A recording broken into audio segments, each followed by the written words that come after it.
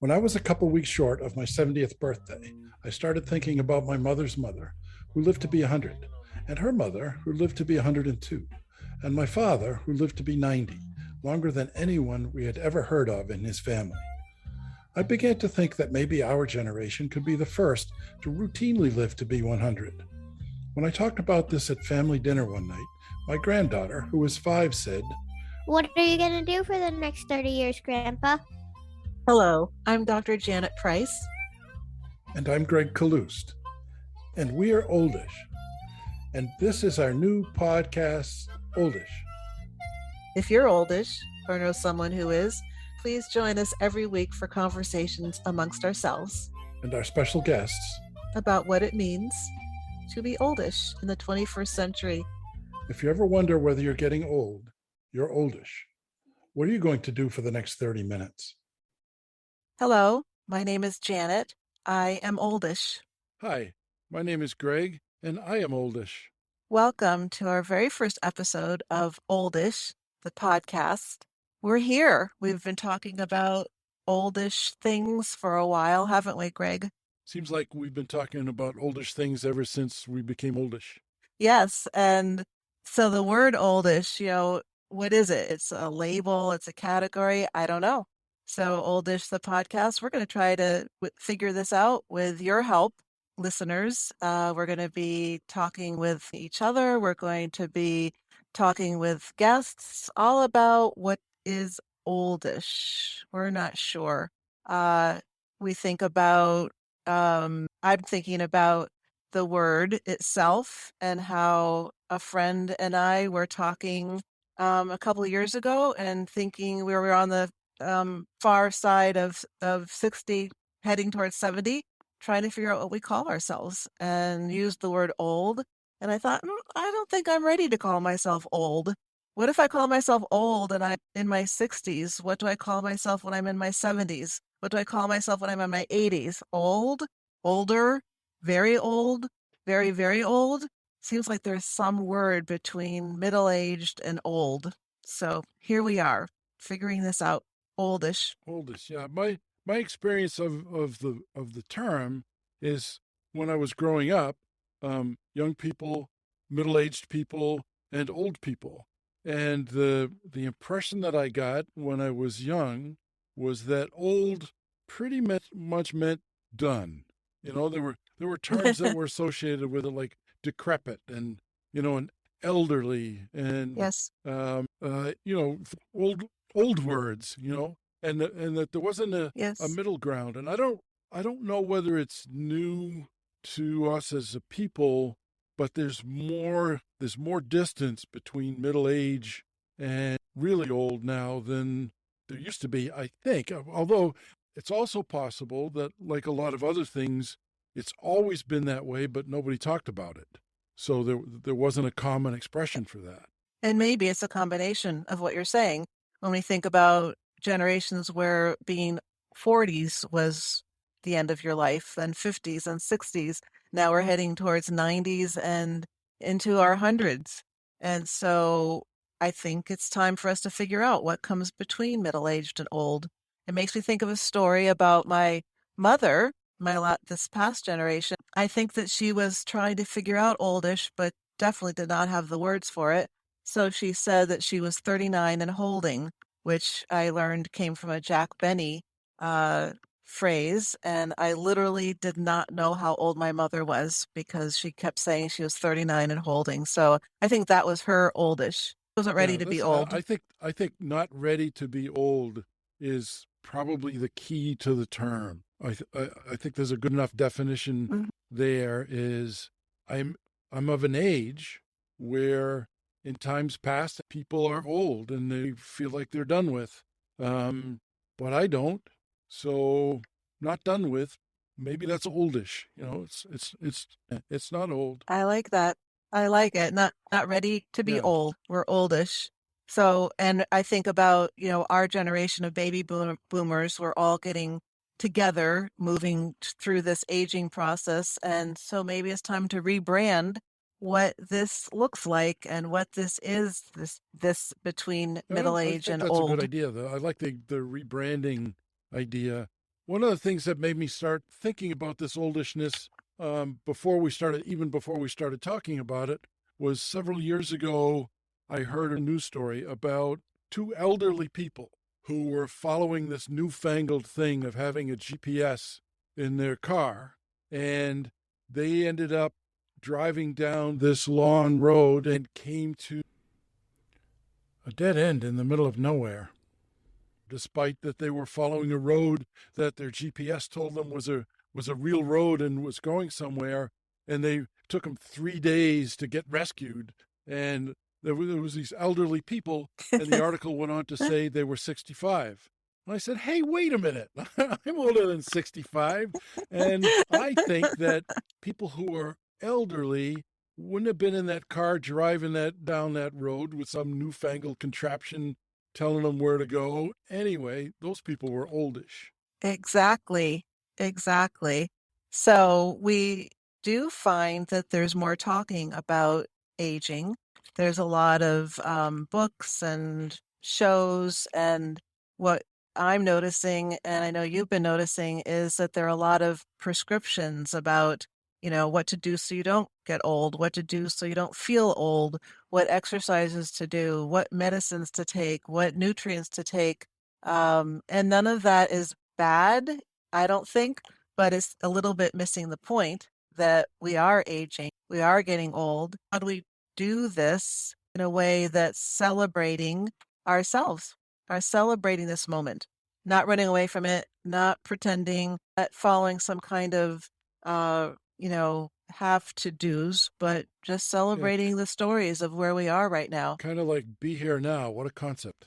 Yeah. I like Yeah, be here now. There is a lot of marketing to our generation, the boomers. We are a very large demographic, and we are probably easier to sell stuff to than anybody in history. And there's a lot of us. Mhm. I just spent a lot of time with my sister, and she has since passed away, but she was not oldish in the last days of her life. Not because she didn't want to be oldish. She had serious health issues, and so we spent a lot of time sitting watching television, and we watched all kinds of stuff. But there were things like fixing up houses shows, and you name it, and a lot of it was on during the daytime, and the advertisers know who's watching television in the daytime. So at least half of the ads were for take this medicine for your pains, or take this medicine to stay young, or take this treatment to look your youngest self, or here's your hair coloring products, or so on and so forth. And just marketing really hard at Yes. Yes. you're old or you're getting old and you don't wanna, and we don't want you to, so give us your money and we'll keep you from getting old. Yes. And I think that one of the goals for this podcast is to bring in the stories of people who are aging and are able to be in the present moment, and like I said, to celebrate. One of the things that you and I were talking about is just thinking about, what's scary about this aging process. And I was thinking about that for me, there's this, as I am oldish, um, I am more and more aware of the finality of aging.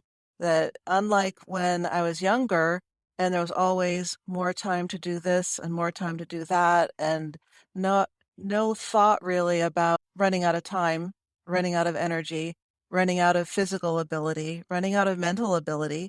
There's a finality that I'm heading towards, and I've always been heading towards it, but now it's reality, or it's more real. I also was thinking about that there's unknowns ahead, that no one can tell me my story. I can look at ways that parts of aging that are universal, and then there are ways that this is my story and my story alone. And some of that can feel scary. Like, what is that story? And like you were saying, there's not much around that's telling us even what that could be like. So, I'm hoping that this podcast series can be opportunities to just hear what this is like for Yeah, I have been wondering about what's scary for me too, and the I think what's scary for me is there's something that Pema Chodron calls groundlessness, where the world is not a solid thing; it's constantly changing in unexpected ways. And when I was younger, I felt like, no, this is how it is. I have a career. I ran a small business for a very long time, and it was like, yes, I will continue to run my small business until I don't want to anymore, and that's how it's going to be. Um, but the universe doesn't allow for that. Everything Mhm. changes. Everything changes. Um, and so when I think about being present in my oldishness and being present in whatever this moment is, I'm trying to remember that it's whatever this moment is where I need to be Mhm. present, and I need to find my ground in the Mhm. groundlessness. So as things change, I need to be accepting of the change and find my home there. Yes.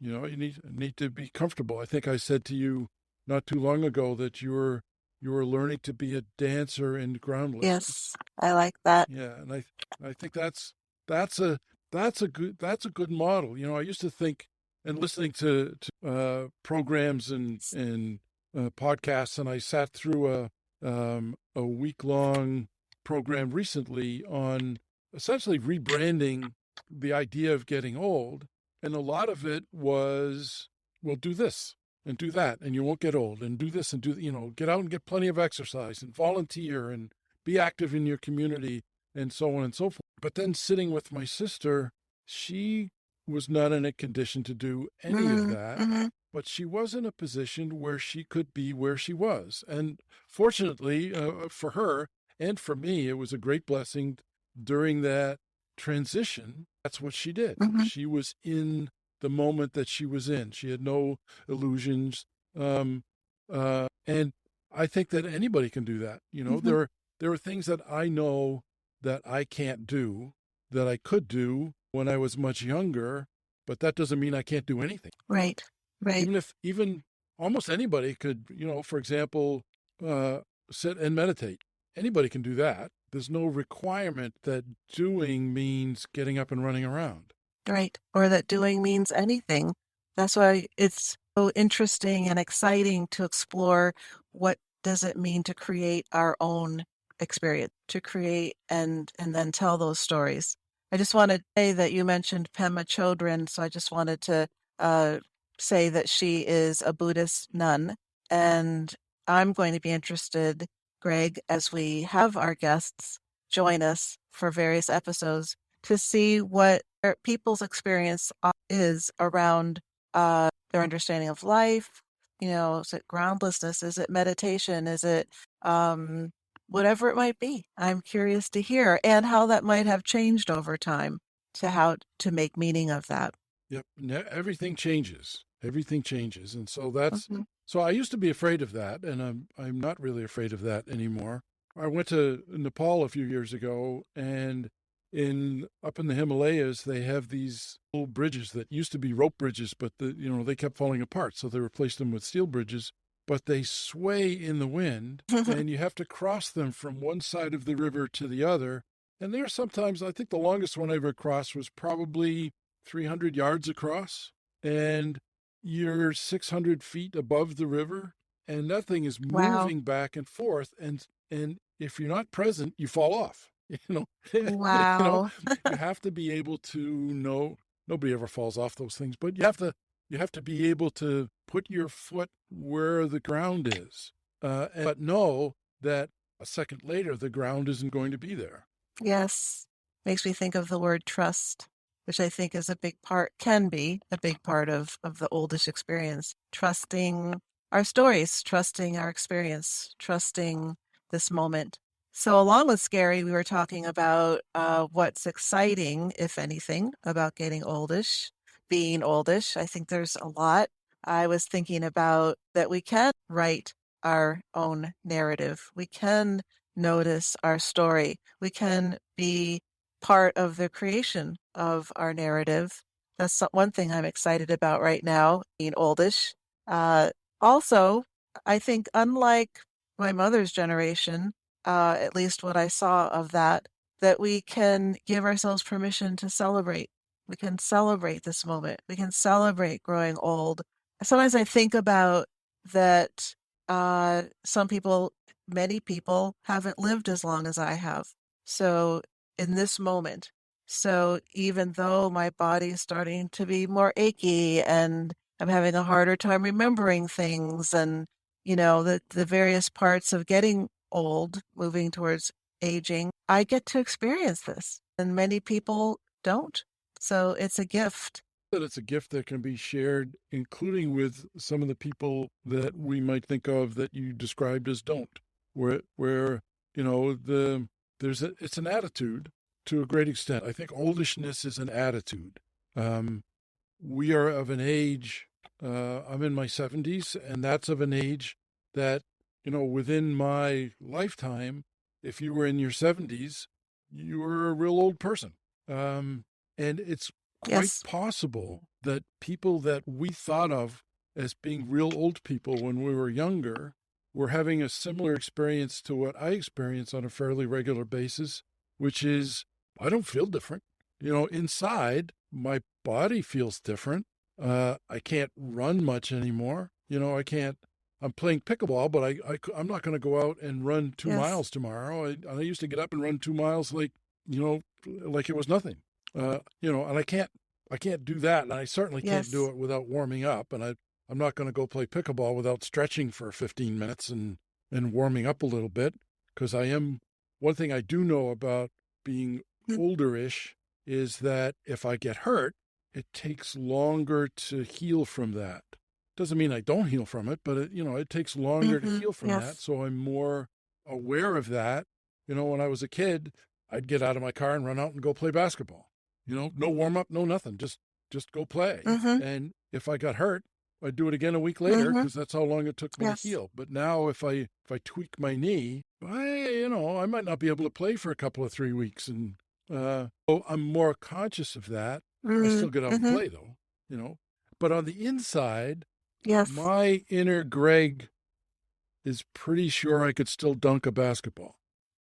my my outer Greg, no way, that's not going to happen. I do sometimes. A lot of pickleball courts are also basketball courts, Yes. and so fairly often I will stand underneath the basket and kind of Mm. look Mm-hmm. longingly up at the rim and think, yeah, I could do that. But I have the wisdom to walk away and not attempt it, certainly if anybody else is looking. But I don't, Mm-hmm. my experience of the oldishness Mm-hmm. is inside I Present. don't feel any different. And I wonder, looking back on my grandparents, is that how they felt? I know. I wonder. And I think I'm excited about this podcast giving people the opportunity to think about this, to share this if someone's a guest with us, and have this voice, have this experience given voice. I think that so many people, even now in our generation, carry this experience silently and carry their fears, maybe aren't aware of things they can celebrate, um, don't know where they can talk about it or think about it openly. So hopefully this will be a place where people can stop by, share in by listening, and hopefully stimulate own experience. I wanted to put on my psychologist hat for a minute and talk about that with human development specialists, they look at the different stages of life and, from infancy on up to old age. And this isn't a formal grouping. Oldish is definitely not a formal grouping. There's middle age, there's old age, uh, there's nothing in between. So we're almost, stepping out into new terrain by saying this is worth part of our thinking around human development and where we go in this time in our life. Yeah, that's a good framework to have for it, I think. I want to spend a couple of minutes, and you can follow suit if you want to, but I want to spend a couple of minutes just letting people know a bit more from the outside of who I am and how I got here. But I am a grandfather. I think that's a very important thing for me to say. I'm a grandfather. I have 5 grandchildren. They are all wonderful, probably the best grandchildren in the history of grandchildren. Uh, and I'm in my 70s. I grew up in the 60s. I was actually at Woodstock. I was one of the 500,000 people that were actually there. Not one of the 5 million people who say they were there, but I was actually there. Slept in the mud in the rain and all of that. I went to college in the late 60s. I dropped out of college. I was a kind of a hippie for a few years, and I wandered around from place to place. And then I met a woman and fell in love, and we raised a family. We moved to Maine and lived in a big old farmhouse on 20 acres of land in Maine. Raised our 3 daughters, them off to college, and then experienced what I think a lot of people warned us about, but we didn't fully comprehend the warning, which is once the kids are gone and you're an empty nester, you better start figuring out why it is that you're staying together, or you might not. And so we Mm-hmm. hit that empty nester wall pretty hard. And so Mm-hmm. I'm not married anymore. I'm glad to say that my ex-wife and I are very close friends, but we're not married anymore. And that was a change that I did not expect. I was a small businessman for many years. I owned a series of businesses. The last one lasted for 25 years and in many ways was successful, but it wasn't successful at being permanent. And I fully expected permanency. That's one of the things we were talking about, groundlessness, and things change. Mm-hmm. I fully expected that it would be permanent and that my business would last and prosper until I thought it was time to sell it to someone, and then I could retire and travel the world. And I know people well that's how it worked out, but in my case, it didn't work out. Mm-hmm. And it was quite a shock to me to discover, even though I knew the words and I had the concept in my head, that changeability, the change, the groundlessness of how things are, meant that things got pretty wobbly. And until I learned to wobble myself, I was in danger of falling overboard.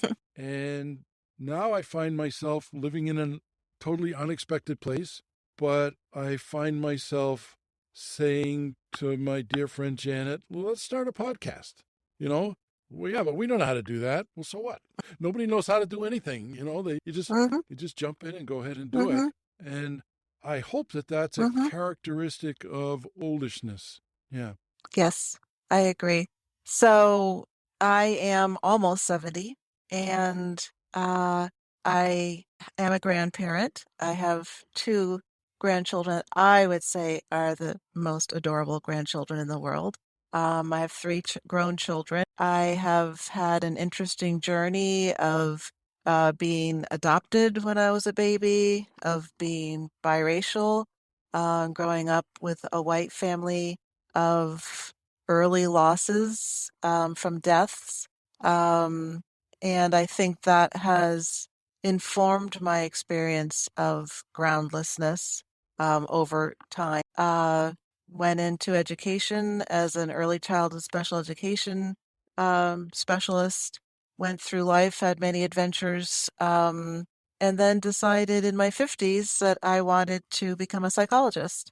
And I'd like to think at this moment, over 10 years later, that it was a very important step of oldishness, at least the way we are coming to think of it now.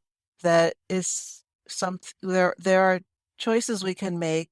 There are things we can jump into, like starting a podcast, changing careers, going back to school. That if we think it makes sense, why not try it? And so that's what I did. And now I'm a psychologist and I am a therapist and learning more about what it means to be oldish. I tremendously enjoy people's stories, and I know that we're going to enjoy together, Greg, hearing many stories as we make more and more episodes of our podcast. Yeah, I'm certainly that we're going to hear a lot of stories and hope that once they get to know us a little bit, our audience will share some of their stories with us. I'm hoping that some people who are in our audience will become our guests that we talk to sometimes. I also hope that people in our audience will suggest guests that they would like to hear from. And um, our focus, I'm pretty sure that our focus is not going to be, here's how not to be oldish. And it's not going to be the cool things that I'm doing now that I'm oldish. It's going to be more, Mm-hmm. here's my story and here's how it feels. That's pretty much the basic definition of compassion, is sharing how it feels. And that, I'm Mm-hmm. convinced, compassion is, the key to success. Yes. However you might want to define it. And one of the things that we will be asking folks as we talk to them over the next few months is, how do you define success?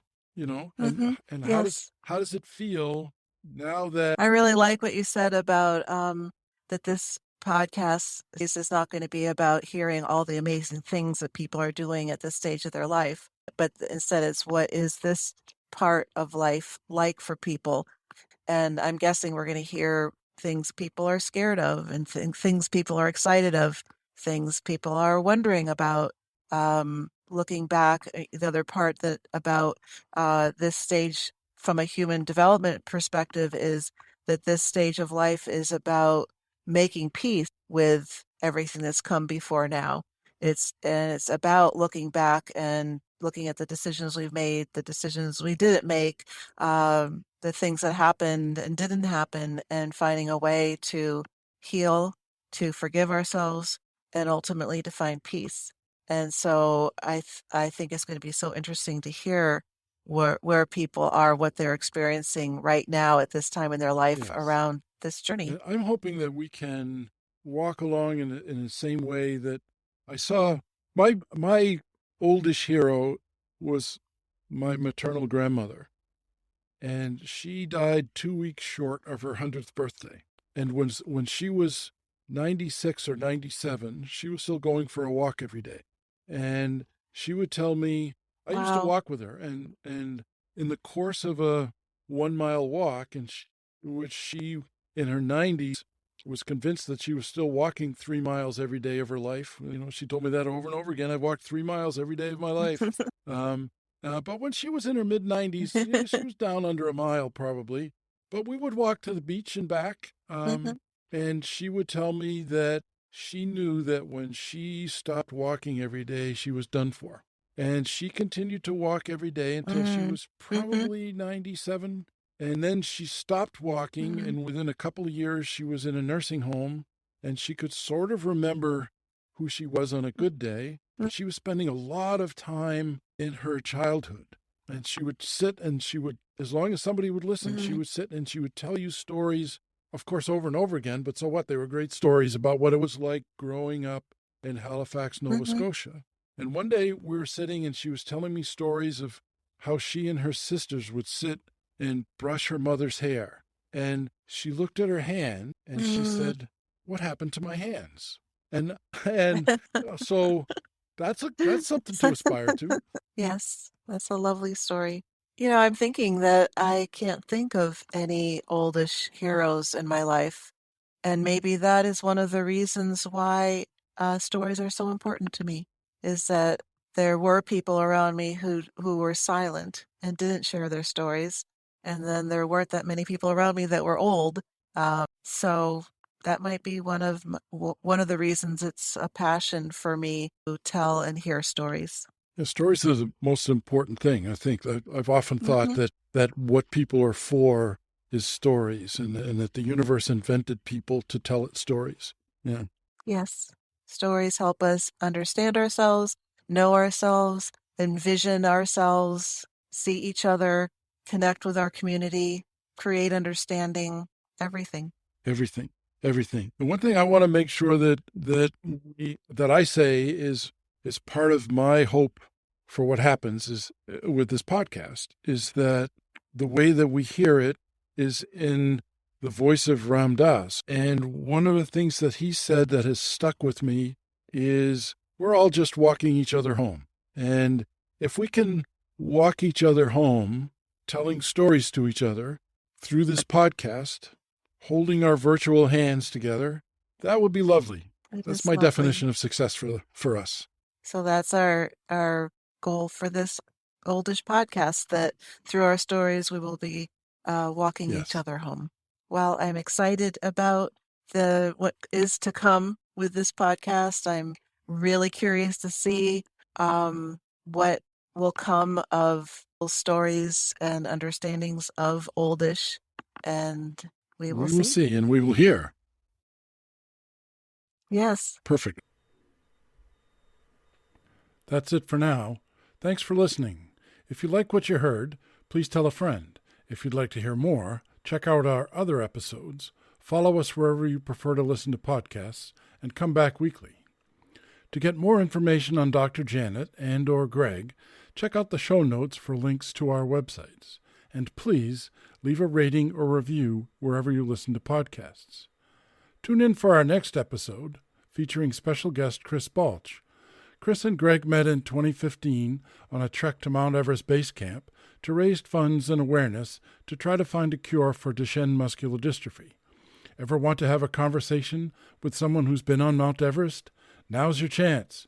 I think getting off the plane in Lukla was where it really came real. And picking up my little day pack and walking just about 30 feet away across the tarmac to where we were going to take our first picture. And I sat down and said, I'm out of breath. I forget exactly what the elevation was, but 9,000 something feet. And the plane ride there, that was actually our first one was a helicopter ride. And it was a little bit harrowing because we got a lot closer to ridge tops than I would have liked. And I'm not really very comfortable in helicopters anyway. But then, then it really felt real. And seeing those mountains as we were sitting down in the helicopter and just looking at them and saying, oh my God, what have I gotten myself into? And then I said what I always say to myself, which is just one day at a time, and do the best you can, and it will be good enough.